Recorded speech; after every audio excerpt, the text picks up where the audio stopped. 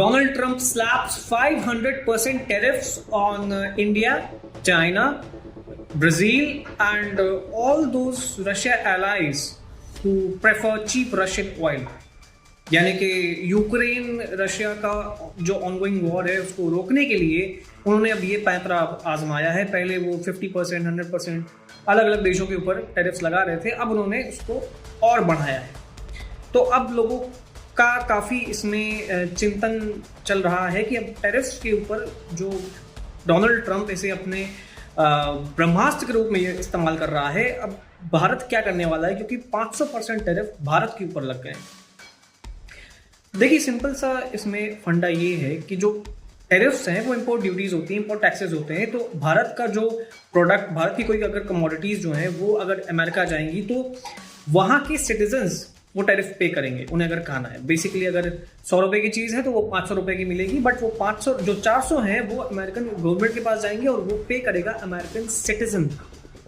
तो अब अमेरिका के जो जन नागरिक हैं, जो आम नागरिक हैं, उनकी बदहाली के दिन आने वाले हैं। बेसिकली जितने भी ये देश हैं जो रशियन ऑयल लेते हैं, चाहे वो चाइना हो गया, इंडिया हो गया, ब्राज़ील हो गया, इन सारे देशों के प्रोडक्ट्स और कमोडिटीज़ अमेरिका जाते हैं।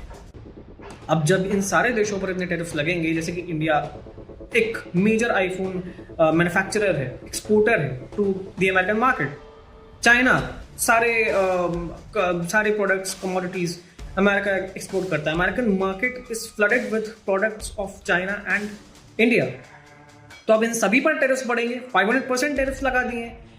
अब हाइपर इन्फ्लेशन आएगा अमेरिका में और आम अमेरिकन सिटीजन जो है उसकी जेब खाली होने वाली है। जो ग्रेट सुपर पावर के दिन हुआ करते थे अमेरिका के, अब वो जाने वाले हैं, क्योंकि वहाँ का जो आम नागरिक है वो सड़क पर उतरेगा ट्रंप के खिलाफ। ऑलरेडी ट्रंप के सारे टैरिफ्स को इलिसिट डिक्लेयर कर दिया है वहाँ के कोर्ट्स ने।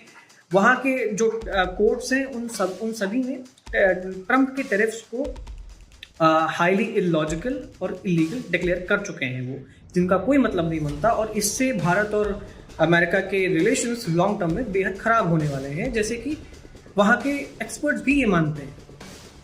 तो टैरिफ्स बढ़ेंगे, टैरिफ्स बिल्कुल बढ़ेंगे। इससे घाटा किसको होना है? अमेरिकन सिटीजन्स को, क्योंकि Bharat already alternative markets explore कर रहा है।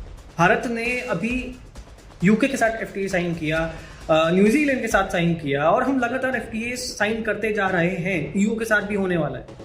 सो हमारे लिए इतनी प्रॉब्लम नहीं आने वाली है, पर definitely American citizens will suffer the most